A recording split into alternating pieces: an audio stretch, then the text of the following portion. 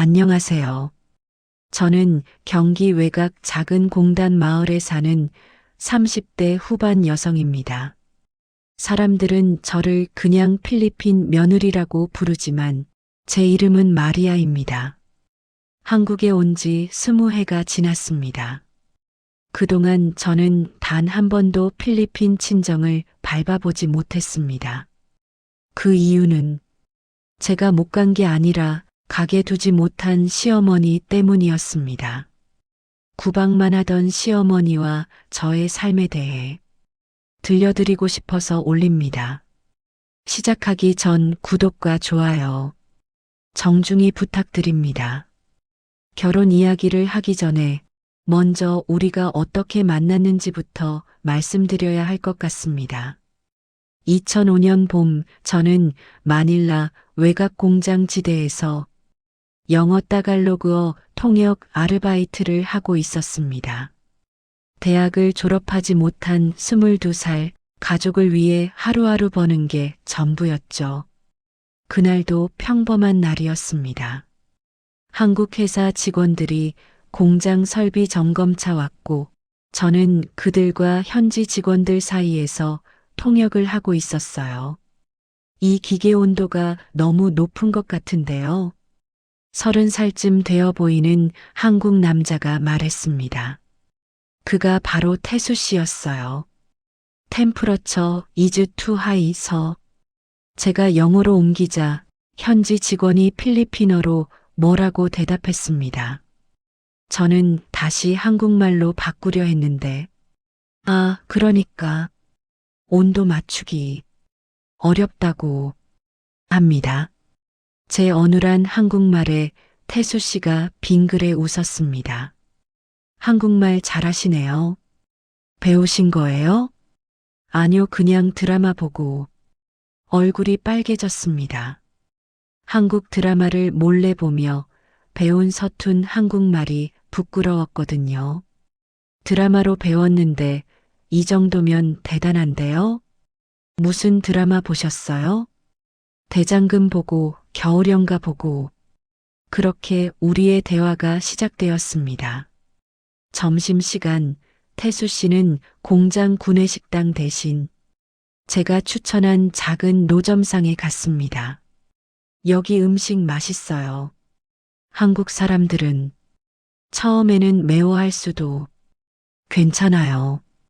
저 매운 거 잘 먹어요.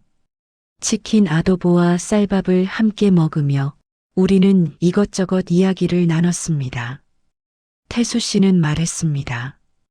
공장에서 일한 지 8년째라고 부산 출신인데 일자리를 찾아 서울 근처로 왔다고 어머니와 동생을 부양하고 있다고. 저도 말했습니다. 집안 형편이 어려워 대학을 중퇴했다고. 아버지가 벤일하시고 동생들이 4명 있다고. 우리 비슷한 점이 많네요. 태수 씨가 웃으며 말했을 때 저는 가슴이 따뜻해지는 걸 느꼈습니다. 그 후 일주일 동안 태수 씨는 매일 같은 노점상에 왔습니다. 통역일이 끝나면 저는 자연스럽게 그 자리로 갔고 우리는 서로의 언어를 조금씩 가르쳐 주었습니다. 보고 싶다는 필리핀어로 뭐예요? 미스키터. 이렇게 말해요. 미스키터. 발음이 어렵네요. 그가 웃을 때마다 저도 따라 웃었습니다. 출장 마지막 날 밤 태수 씨가 조심스럽게 물었습니다. 마리아 씨, 혹시 이메일 주소 있으세요? 연락하고 싶은데. 그렇게 우리는 1년 동안 이메일과 편지를 주고받았습니다. 태수 씨는 한 달에 한 번씩 마닐라로 날아왔고 저는 공항에서 그를 기다렸습니다. 사랑은 언어의 장벽도 국경도 뛰어넘었습니다. 결혼 초 저는 모든 게 낯설면서도 설레었어요. 인천공항에 처음 내렸을 때의 그 떨림, 지금도 생생합니다. 겨울이었는데 영하의 날씨를 처음 경험했죠. 춥지? 이거 입어. 태수 씨가 자기 패딩을 벗어 제게 입혀주었습니다. 한국 정말 춥네요. 겨울은 이제 시작이야. 더 추워질 거야. 더요? 저는 깜짝 놀랐습니다. 필리핀에는 눈이 오지 않으니까요. 공항에서 집까지 가는 차 안 뒷자리에서 시어머니는 한마디도 하지 않았습니다. 그저 창밖만 보고 계셨죠.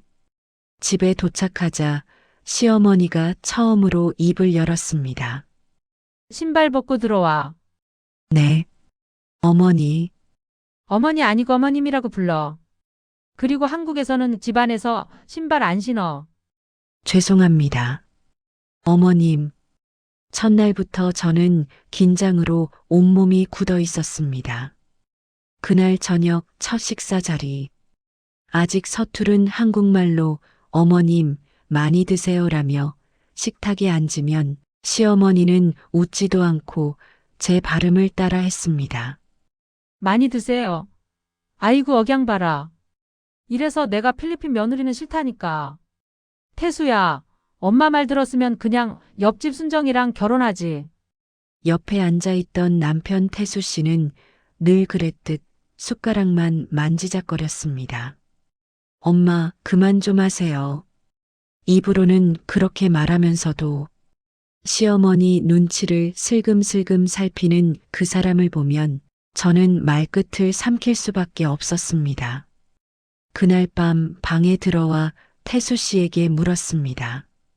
태수 씨, 어머님이 저 싫어하시나 봐요. 아니야, 그런 거 아니야.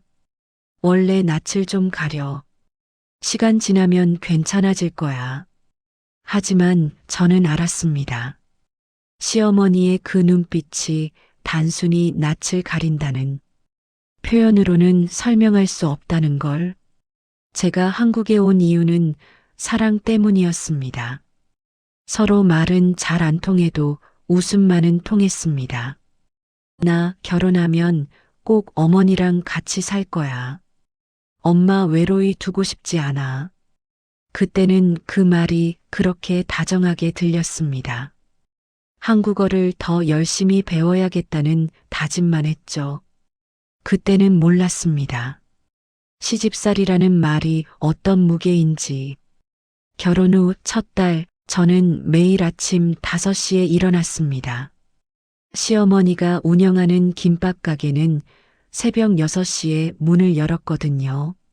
저는 밥을 짓고 김을 펼치고 재료를 썰었습니다. 김밥 싸는 것도 몰라. 필리핀에는 김밥 없어. 죄송해요. 배울게요. 배우긴. 손이 느려서 언제 다 싸. 옆으로 가 있어. 시어머니는 제 손을 치우고 직접 김밥을 쌌습니다. 빠르고 정확한 손놀림이었죠. 저는 한참을 지켜보다가 조심스럽게 말했습니다. 제가 한번 해봐도 될까요? 에휴, 망치지 말고. 2번째, 3번째, 10번째. 저는 매일 김밥 싸는 연습을 했습니다. 손가락이 갈라지고 밤마다 손톱 밑이 쓰라렸지만 포기하지 않았습니다. 한 달이 지나자 시어머니가 처음으로 인정했습니다. 그래, 이 정도면 팔만하네. 그 한마디에 저는 눈물이 날 뻔했습니다. 시어머니 박선자는 젊을 때부터 김밥 가게와 반찬 가게를 전전하며 2 아들을 키웠다고 했습니다. 내가 남편 하나 제대로 못 만나서 평생 기어다니며 돈 벌었어. 그러니 너는 내 고생 위에 얹혀 산 줄 알아. 그 말에 저는 늘 내 어머님하고 고개를 숙였습니다. 하지만 제 어머니도 가난한 농촌에서 가진 거 하나 없이 5 남매 키우셨다는 말은 차마 꺼낼 수가 없었습니다. 그 말을 꺼내는 순간 필리핀 촌구석보다 한국이 얼마나 나은데 라는 말이 튀어나올 것만 같았거든요. 결혼 후 몇 년 동안은 저도 꼭 한국 사람처럼 살고 싶어 죽을 힘을 다해 적응하려 했습니다. 새벽 5시면 일어나 시어머니가 하는 김밥 가게를 도왔고 점심시간에는 건물 청소 아르바이트를 나갔다가 저녁에는 편의점에서 계산대를 받습니다. 편의점 사장님은 처음에는 저를 의심하는 눈빛이었습니다. 필리핀 사람이면 한국말 좀 하나? 네, 조금 할 수 있어요. 계산은? 잘할 수 있어요. 일단 일주일만 해보자. 물건 계산 틀리거나 돈 안 맞으면 바로 그만둬야 해. 네, 열심히 할게요. 일주일이 지나자 사장님이 말했습니다. 마리아 씨, 계산도 정확하고 손님한테도 친절하네. 계속 나와. 그 말에 저는 얼마나 기뻤는지 모릅니다. 손이 갈라지고 발 뒤꿈치가 터져도 언제나 웃으려고 했어요. 마리아, 너는 왜 이렇게 항상 웃니? 동네 아주머니가 묻길래 저는 그랬습니다. 울면 더 힘들어져요. 웃으면 조금 괜찮아요. 그러면 옆에 있던 시어머니가 꼭 이렇게 말하곤 했습니다. 에이, 필리핀 여자들은 속으로 무슨 생각을 하는지 몰라. 맨날 웃고만 있으니 더 수상해. 제가 한국에서 번 돈의 절반은 항상 필리핀에 있는 친정으로 보냈습니다. 아버지는 작은 어선 한 척으로 바다에 나가 생계를 이어가셨고 엄마는 시장 근처에서 작은 노점상으로 바나나와 망고를 팔며 살고 있었죠. 아버지는 늘 전화로 그러셨습니다. 마리아, 우리 이렇게 사는 건 괜찮다. 너는 내 집, 내 시댁부터 챙겨라. 하지만 저는 알았습니다. 집 지붕에 구멍이나 비가 새고 막내 동생은 학비가 없어 학교를 자주 빠진다는 걸. 매달 초가 되면 저는 은행에 갔습니다. 해외 송금이요. 필리핀이요? 얼마 보내실 건가요? 30만 원이요. 은행원이 서류를 보며 물었습니다. 매달 보내시는 것 같은데 가족분이신가요? 네, 부모님이요. 효녀시네요. 그 말에 저는 쓴웃음을 지었습니다. 효녀라니. 이것도 효도라면 효도일까요? 그래서 저는 라면 하나를 먹어도 마음은 늘 필리핀에 반을 떼어두고 있었습니다. 점심을 거르는 날도 많았습니다. 김밥 가게에서 남은 김밥 한 줄로 하루를 버티기도 했죠. 마리아, 점심 안 먹어? 네, 아까 김밥 먹어서 배불러요. 그래, 젊은 사람이 밥을 거르면 안 되는데. 동료 직원이 걱정하며 말했지만 저는 그저 웃으며 고개를 저었습니다. 문제는 그 송금 때문에 생겼습니다.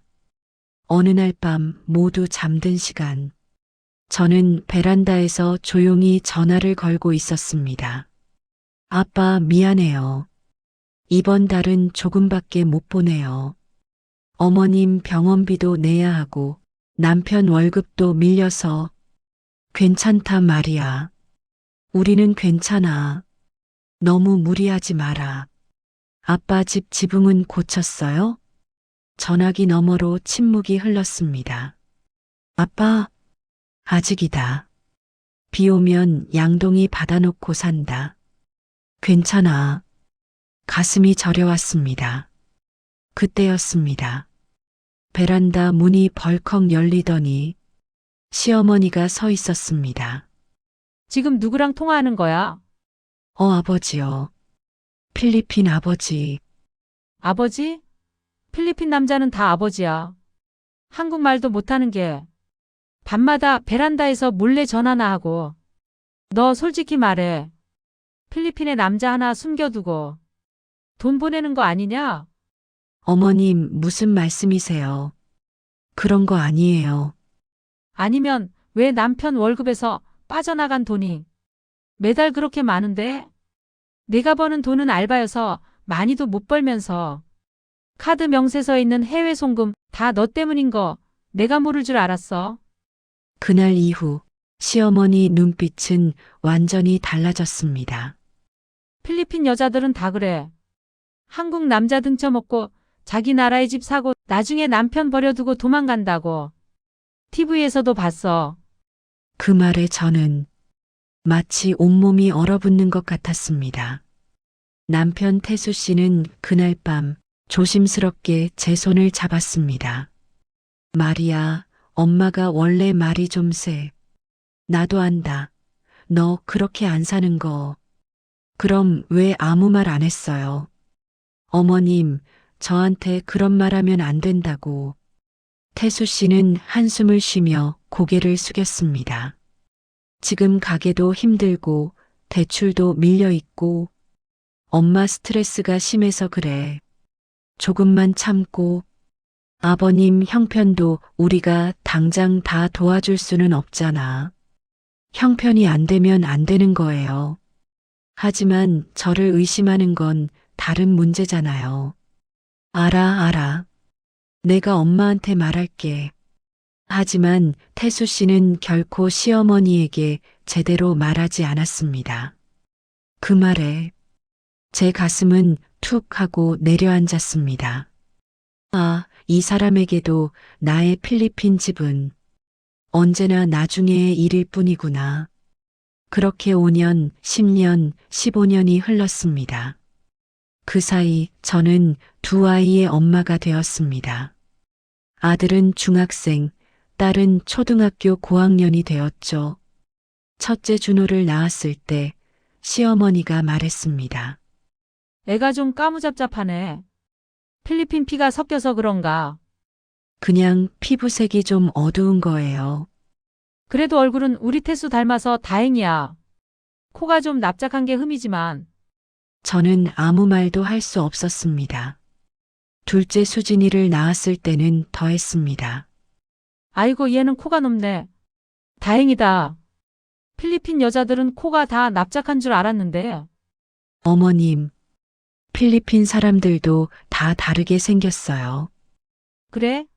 뭐 어쨌든 우리 손주는 예쁘게 생겨서 다행이야. 하지만 아이들은 집에서는 따뜻했지만 학교에서는 친구들에게 놀림을 당했습니다. 준호가 초등학교 3학년 때였습니다. 학교에서 돌아온 아들의 눈이 빨갛게 부어 있었어요. 준호야, 왜 그래? 울었어? 아니에요. 엄마한테 말해봐. 무슨 일 있었어?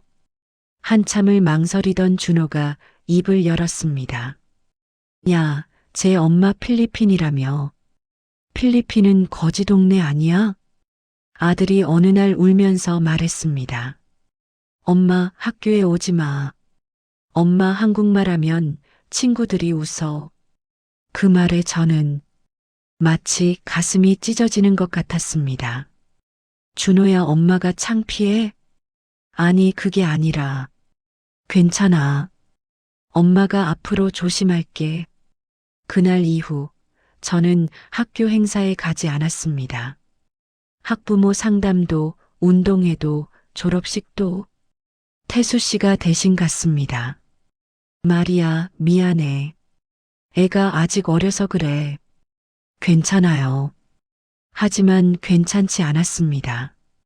그래서 저는 더 조용해졌습니다. 아이들을 위해서, 시어머니를 위해서, 남편을 위해서 저는 점점 제 말을 줄이고 밤마다 베란다에서 혼자 눈물을 흘려갔습니다. 그러던 어느 겨울 저녁, 시어머니가 반찬 가게에서 돌아오자마자 제게 다그쳤습니다. 오늘도 필리핀에 돈 보냈지? 아니에요, 어머님. 이번 달은 못 보냈어요. 그래? 그럼 이건 뭐야? 시어머니 손에는 내 이름으로 된 송금 영수증이 들려 있었습니다. 얼마 전 아버지 농장 근처에 태풍이 크게 지나가 집 일부가 무너졌다는 연락을 받고 제가 몰래 모아둔 비상금을 보낸 것이었습니다. 그건 전에 모아둔 돈으로 역시 내가 괜히 의심한 게 아니야. 내가 번 돈은 다 우리 집에서 나가야 하는데 맨날 필리핀에 구멍을 내고 있었구나. 어머님, 거기 집이 무너져서 집이 무너지든 말든 여기가 내 집이야. 아니면 거기가 내 집이야. 한국에서 살겠다고 왔으면 여기 집부터 지켜야 할 거 아니야. 그날 밤 저는 처음으로 입을 열었습니다. 어머님, 거기도 제 집이에요. 가난해도 제 엄마, 아빠, 동생들이 있는 집. 말을 끝까지 하지도 못했는데 시어머니의 손이 제 뺨을 세게 스쳤습니다. 따귀를 맞은 건 그때가 처음이었습니다. 그딴 소리 할 거면 당장 비행기 타고 돌아가. 우리 아들 인생 망치지 말고. 뺨이 화끈거렸습니다. 하지만 그것보다 더 아픈 건 마음이었죠. 준호와 수진이가 방문 틈으로 저를 보고 있었습니다. 그날 이후 시어머니는 저를 보는 눈빛에 노골적인 경멸을 숨기지 않았습니다. 그리고 그렇게 살던 어느 날, 저녁 장사를 마치고 반찬 가게 뒷정리를 하던 중이었습니다. 휴대폰이 낯선 번호로 울렸습니다. 앞에 63이 찍혀 있었습니다. 필리핀 국가번호. 가슴이 쿵 하고 내려앉았습니다. 여보세요? 아태 언니나 안나야. 동생 목소리는 이미 울음으로 떨리고 있었습니다. 왜 안나? 엄마는? 아빠는? 아빠가 공사장 일하다가 높은 데서 떨어졌어. 병원에서 허리 수술해야 한다는데 돈이 너무 많이 든대. 아빠가 공사장? 아빠는 바다에 나가시는 거 아니었어? 언니, 어선이 고장나서 1년 넘게 못 나가셨어. 그래서 공사장에서 막노동 하시던 거야. 미안해. 언니한테 걱정 끼치기 싫어서 말 못했어. 제 다리가 후들거렸습니다. 뒤에서 엄마의 흐느끼는 소리가 들렸습니다. 마리아 미안하다. 전화라도 안 하려고 했는데 아빠가 너 보고 싶대. 그 말을 듣는 순간 손에서 들고 있던 젓가락이 바닥에 떨어졌습니다. 그날 밤 저는 거실 한가운데 무릎을 꿇었습니다. 어머님 제발 이번 한 번만 필리핀 다녀올 수 있게 해주세요. 아버지가 크게 다치셨어요. 수술비도 조금 보태드려야 하고 TV를 보던 시어머니는 리모컨을 탁 내려놓으며 천천히 제 쪽으로 돌아섰습니다. 그래. 결국 올 게 왔구나. 네, 그래. 내가 그렇게 필리핀만 외쳐댔으니 언젠가는 이 소리 나올 줄 알았다. 가게는 누가 보고 집안일은 누가 하고 애들은 누가 챙기고 너 하나 빠지면 다 남일이냐? 3일 아니 일주일만이라도 새벽에 가게 나가서 김밥 싸는 건 지금부터 2배로 할게요. 알바도 구해보고. 웃기고 있네. 이 바쁜 때 누가 알바를 구해. 게다가 나이 든 사람들은 외국 며느리랑 일하기 싫어해. 말 안 통해서 속 터진다고. 남편 태수 씨는 옆에서 눈치만 보다가 조용히 입을 열었습니다. 엄마 그래도 아버님 크게 다치셨다는데 한 번쯤은 가게 해드리는 게. 너는 입 다물어. 돈 조금 벌게 해줬더니 필리핀 집부터 챙기자고. 내가 그러니까 이 여자가 더 설치는 거야. 어머님, 저 그런 거. 조용해. 솔직히 말해봐. 거기 가서 뭐 할 건데? 거기 남자 하나 있지? 젊었을 때 사귀던 애인 같은 거. 그 사람 만나러 가는 거 아니냐? 그 말에 저는 마치 칼로 심장을 찔린 것 같았습니다.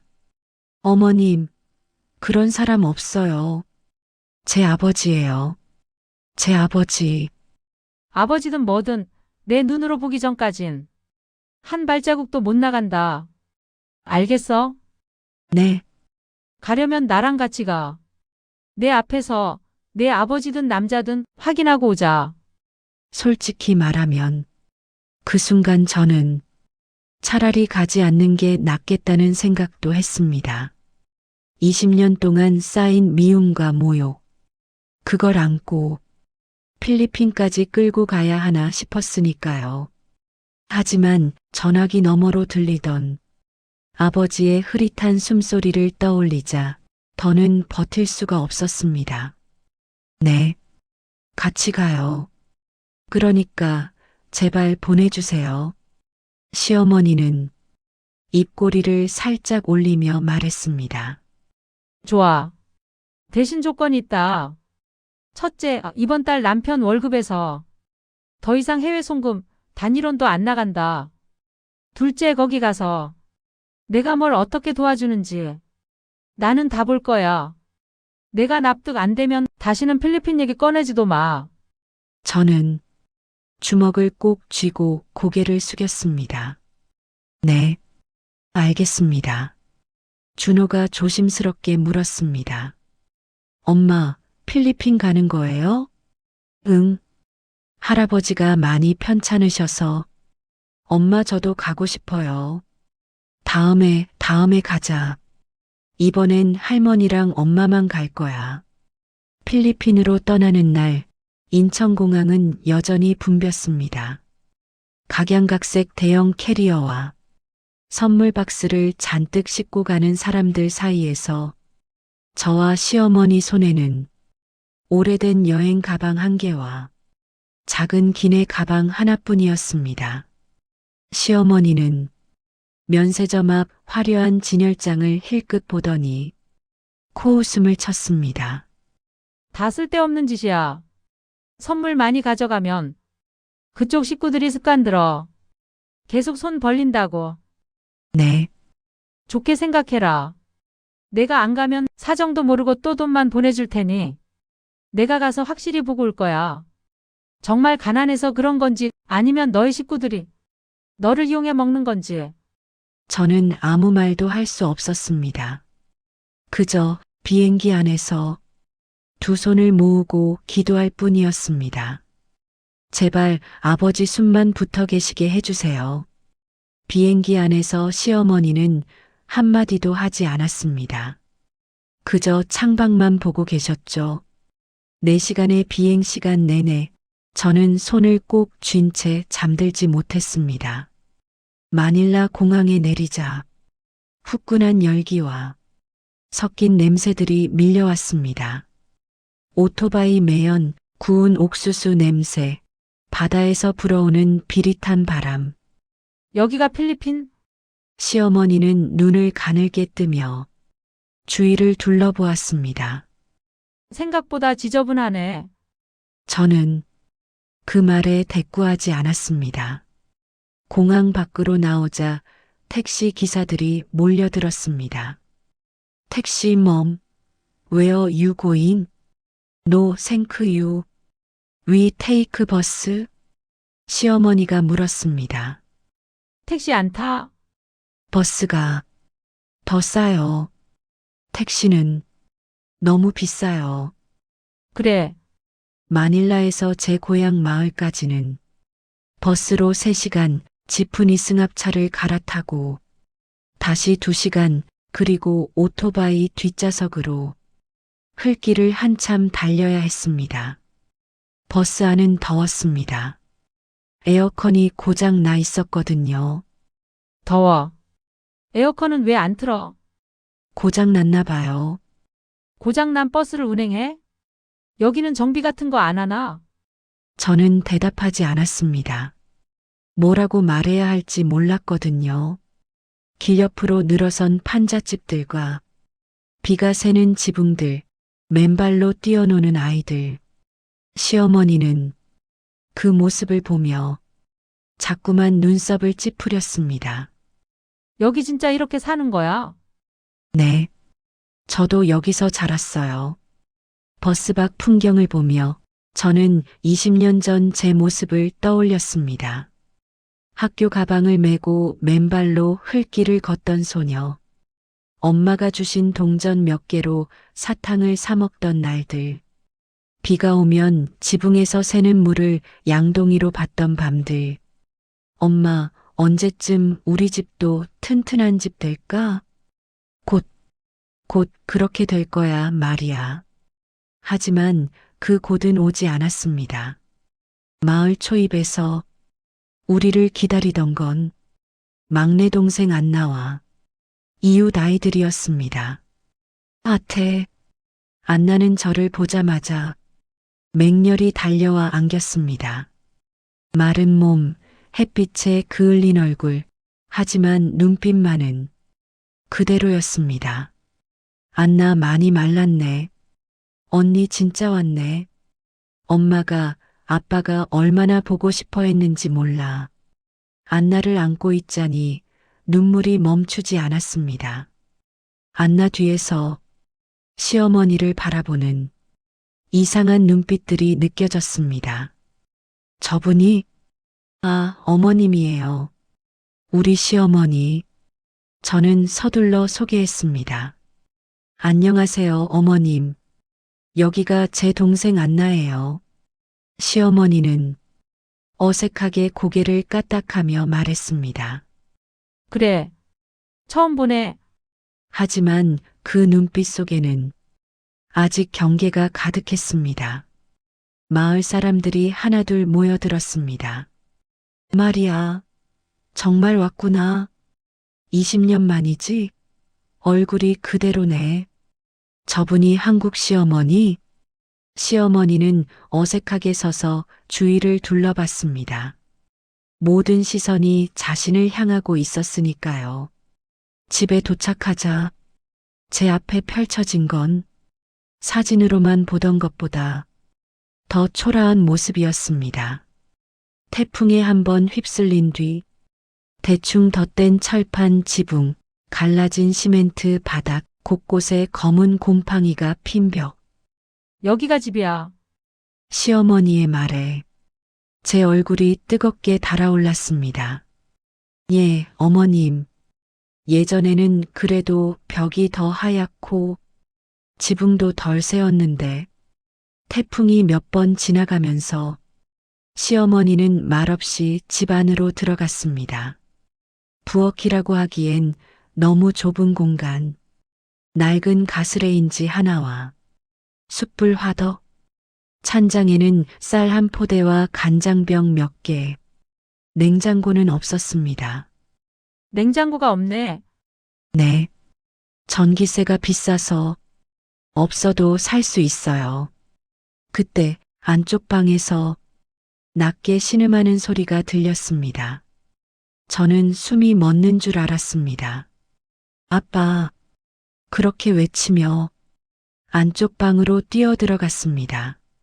좁은 방 한가운데 낡은 매트리스 위에 아버지가 누워 계셨습니다. 허리에는 거대한 붕대가 감겨 있었고 몸은 뼈만 남은 듯 말라 있었습니다. 아빠, 저예요, 말이야. 아버지는 천천히 고개를 돌리며 저를 바라봤습니다. 말이야? 마른 입술 사이로 제 이름이 새어나왔습니다. 네, 아빠. 저 왔어요. 아버지의 눈가에 금세 눈물이 맺혔습니다. 미안하다. 너 한국에서 그렇게 고생하는데 아빠가 이런 꼴이 돼서. 아니에요, 아빠. 죄송하다는 말하지 마요. 제가 더 자주 도왔어야 했는데. 아버지의 손을 잡았습니다. 너무 마르고 거칠었습니다. 제 옆에서 시어머니가 조용히 서 있었습니다. 처음 보는 필리핀 장인의 모습, 제가 남편에게 한 번도 제대로 보여주지 못했던 제 진짜 집의 모습이 그분 눈앞에 드러나는 순간이었습니다. 시어머니는 한참 동안 아버지를 바라봤습니다. 수술은 언제 받으셔야 하는 거냐? 빨리 해야 한대요. 하지만 돈이. 엄마가 방 안으로 들어오셨습니다. 말이야, 정말 왔구나. 엄마를 안았습니다. 엄마도 많이 말라 계셨습니다. 당신이 마리아 시어머니? 엄마가 시어머니를 보며 조심스럽게 물었습니다. 시어머니는 어색하게 고개를 끄덕였습니다. 네, 처음 뵙겠습니다. 두 어머니가 처음 만나는 순간이었습니다.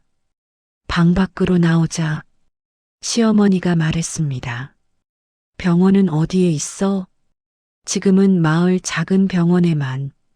큰 병원은 여기서 도시까지 2시간 넘게 가야 해요.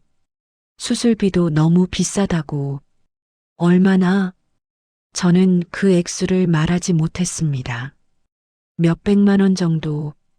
한국에서는 좀 힘들어도 어떻게든 모아볼 법한 돈.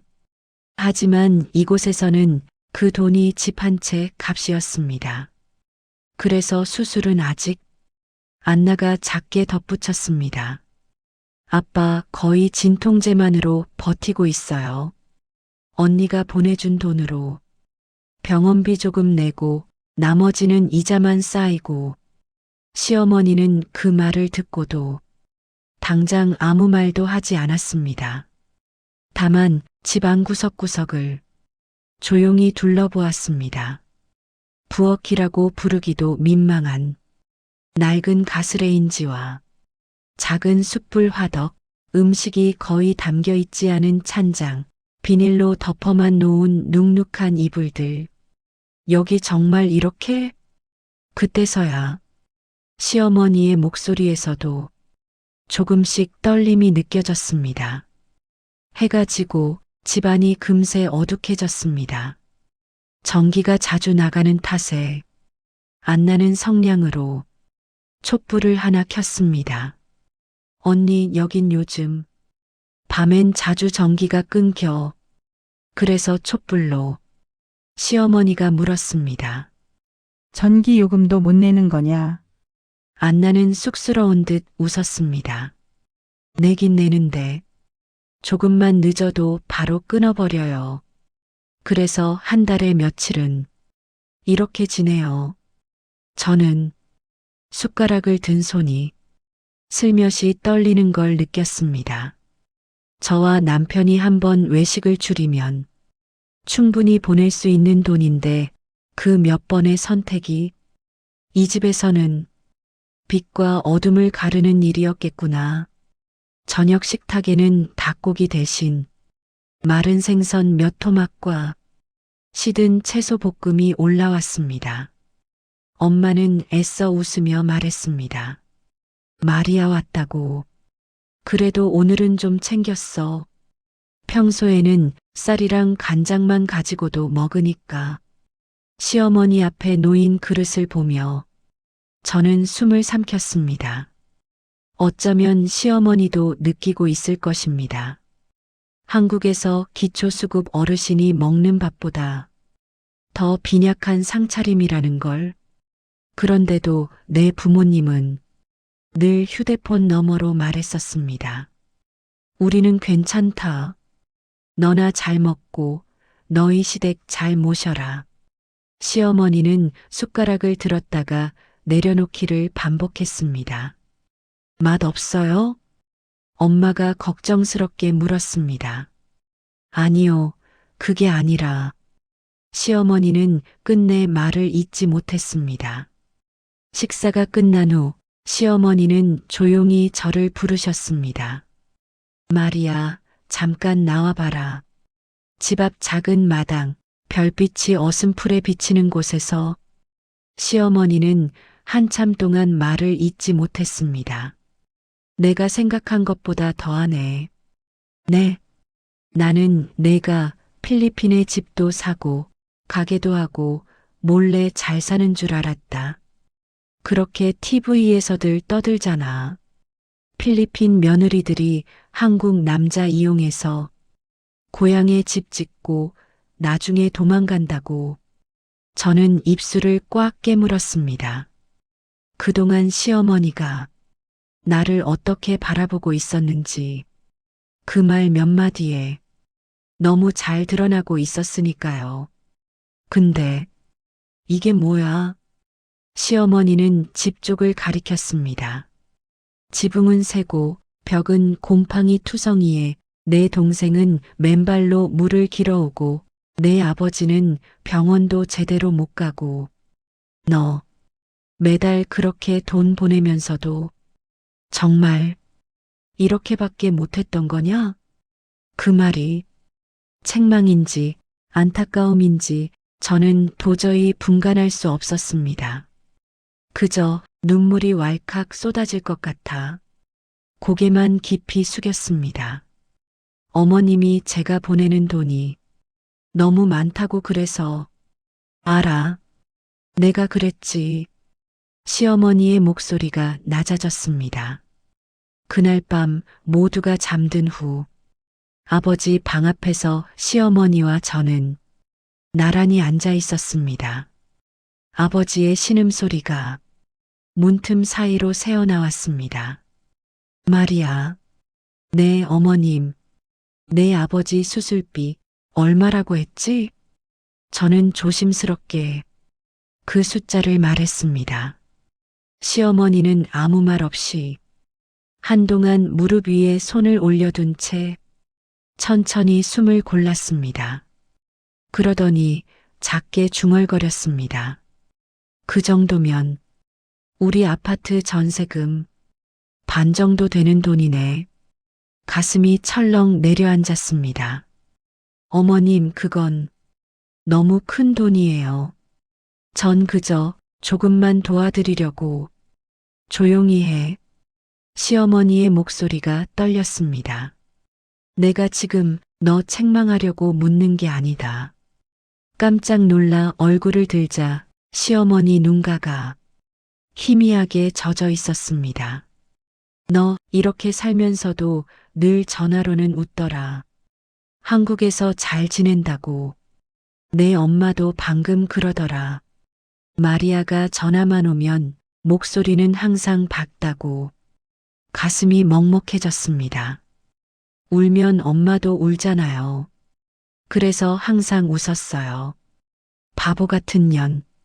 뜻밖의 말에 제가 눈을 동그랗게 뜨자 시어머니는 코웃음을 치면서도 손등으로 눈을 훔쳤습니다. 그렇게 착하니까 세상이 더 야박하게 굴지. 다음 날 아침 시어머니는 갑자기 말했습니다. 오늘 도시 병원 가자. 네. 내 아버지 더 미루다간 진짜 큰일 난다. 내가 돈 좀 써야겠다. 어머님, 안 돼요. 그 돈 어머님 노후 자금이고. 노후는 무슨 놈의 노후야. 내가 죽을 때 돈 들고 갈 것도 아니고. 내가 여기서 평생 이 꼴로 살까봐. 내가 더 무섭다. 시어머니는 지갑에서 두툼한 봉투를 꺼내 제 손에 쥐어주었습니다. 이건 너한테 빌려주는 거다. 나한테 평생 효도하면서 갚아라.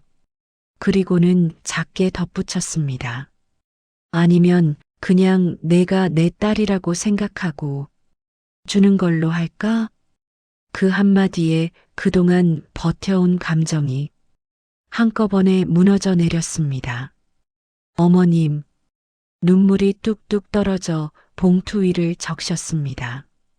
울지 마. 너 울면 필리핀 엄마도 울 거 아니야. 시어머니의 말에 저는 마치 20년 전 전화 속 엄마 목소리를 다시 듣는 듯 했습니다. 도시 병원으로 가는 길, 시어머니는 아버지 옆에서 계속 손을 잡아주었습니다. 의사가 말했습니다.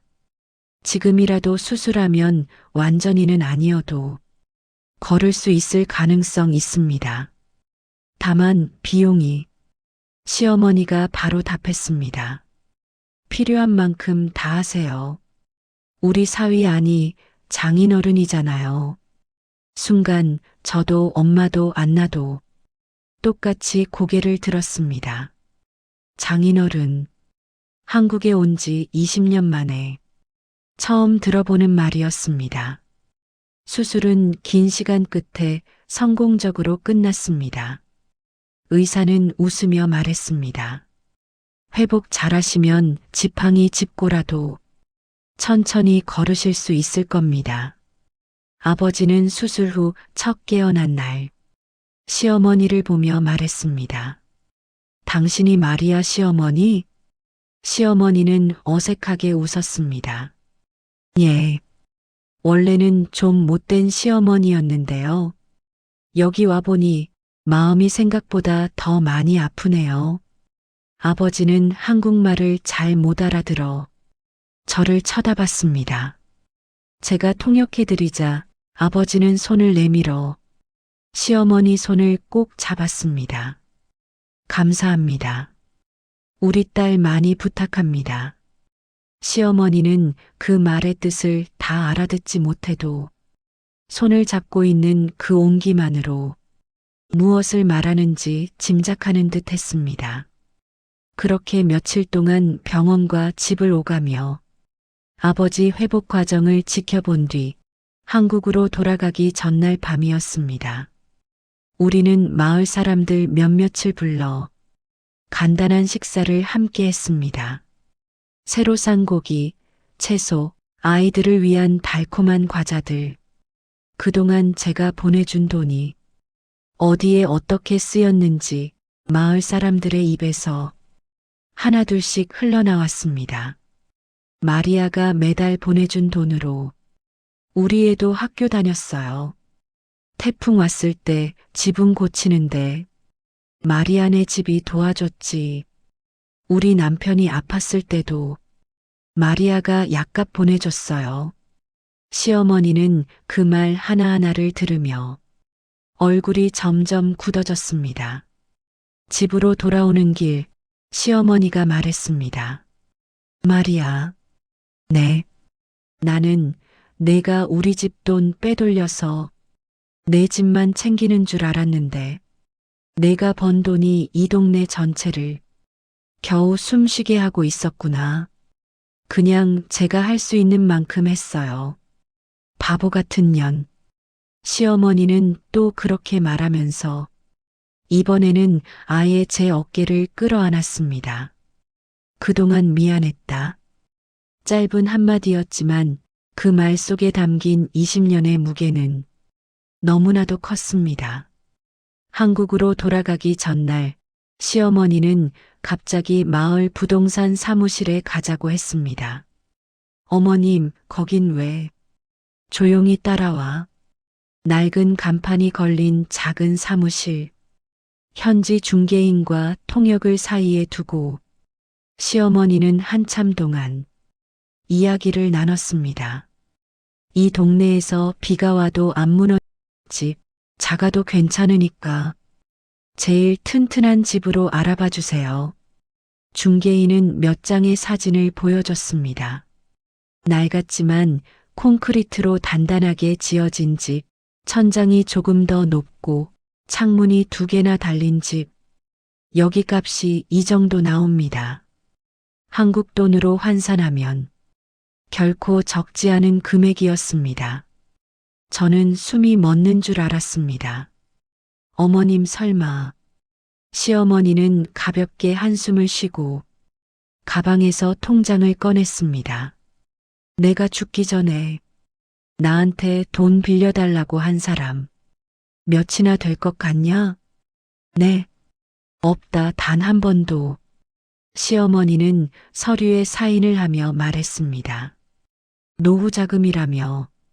아껴둔 돈이 있었는데 노후가 뭐냐 이럴 때 쓰라고 있는 돈이지.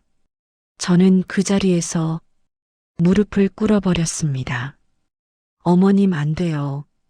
이렇게까지 하시면 조용히 해.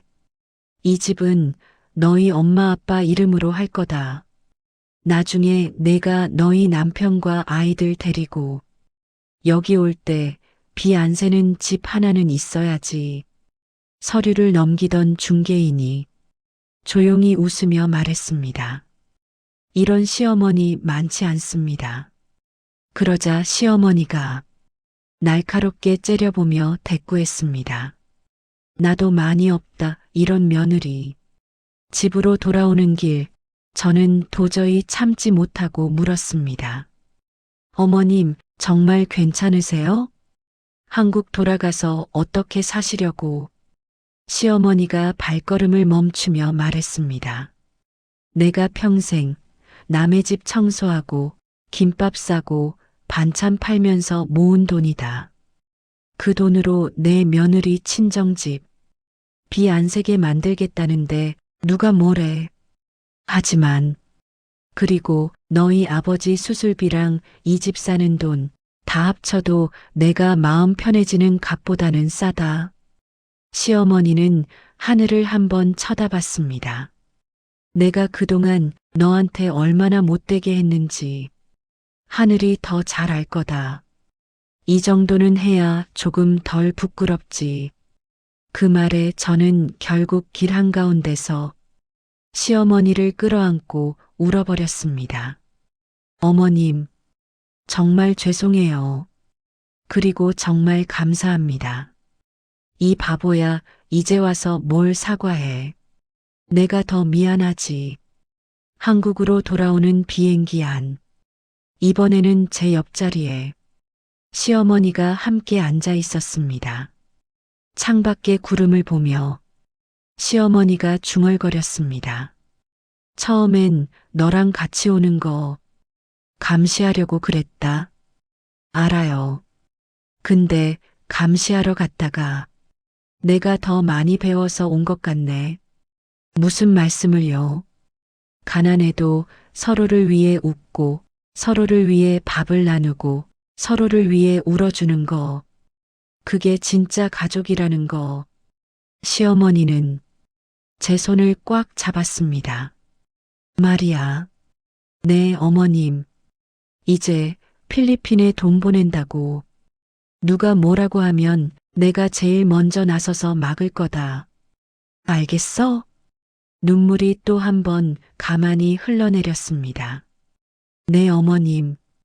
그리고 다음에 너희 부모님. 한국 오시면 우리 집에서 같이 살자. 비좁아도 한 번쯤은 내가 모시고 싶다. 정말, 정말이세요? 그래야지 내가 이제부터라도 장모님, 장인어른께 점수 좀 따야 할 거 아니냐. 수십 년 동안 정말 듣고 싶었던 말. 그 말이 구름 위에서 조용히 울려 퍼졌습니다. 한국집에 도착한 날 저녁 아이들에게 필리핀 이야기를 들려주었습니다. 아들은 그동안 엄마의 나라를 부끄러워하던 얼굴로 물었습니다. 엄마 진짜 그렇게 힘들게 살았어? 응. 그래도 다 사랑하는 사람들 때문에 버틸 수 있었어. 딸은 손을 번쩍 들었습니다. 우리 방학 때 필리핀 가자. 할머니 집 새집 됐잖아. 맞지? 저는 웃으며 고개를 끄덕였습니다. 그래. 이번에는 가족 모두 같이 가자.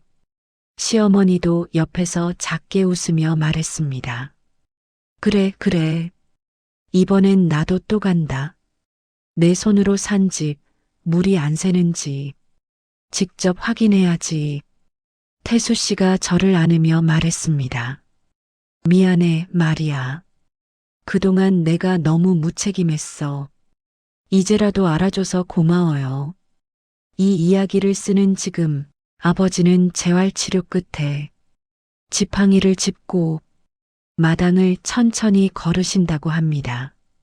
새로 산 집의 지붕은 이번 우기에도 단 한 번도 새지 않았고 안 나는 학교로 다시 돌아가 아이들을 가르치는 선생님이 되는 꿈을 꾼다고 하네요. 그리고 한국에서는 필리핀 며느리를 늘 의심하던 시어머니가 이제는 동네 사람들에게 이렇게 말하고 다닙니다. 우리 며느리? 세상에서 제일 착한 애야. 필리핀에서 왔다고 무시하면 나랑 먼저 싸울 줄 알아. 그 말을 들을 때마다 저는 가슴이 뜨겁게 뜨거워집니다. 김밥 가게에서도 이젠 제가 중심이 되어 일합니다. 시어머니는 이제 가끔만 나오시고 저를 믿고 맡겨주시죠. 마리아, 김밥 싸는 솜씨가 나보다 나아졌네. 어머님이 가르쳐 주신 거예요.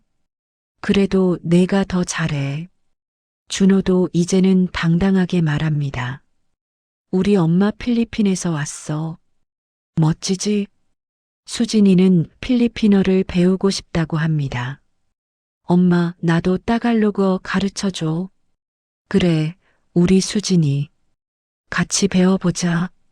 어쩌면 진짜 기적은 서로를 오해하던 두 사람이 서로의 상처를 보고 마침내 가족이 되어가는 과정, 그 자체인지도 모르겠습니다. 여기까지 필리핀에서 온 며느리와 그를 오해하던 시어머니의 이야기였습니다. 혹시 이 이야기가 어딘가에서 듣고 계신 누군가의 마음을 조금이라도 따뜻하게 해드렸다면 여러분 곁이 다른 나라에서 온 가족에게 오늘 한번 따뜻한 말 한마디 건네 보시는 건 어떨까요? 감사합니다. 저는 이제 조금은 행복해진 필리핀 며느리 마리아였습니다. 여러분 곁에도 말이 잘 안 통하고 문화가 달라서 어쩐지 늘 거리감이 느껴지는 가족이 있지는 않나요? 오늘 마리아와 시어머니처럼 한 번쯤은 그 사람의 진짜 집을, 진짜 사정을 눈으로 확인해 보시는 건 어떨까요? 끝까지 함께 해주셔서 감사합니다. 구독과 좋아요, 알림 설정까지 눌러주시면 앞으로도 따뜻한 사연, 사이다 같은 사연으로 다시 찾아뵙겠습니다.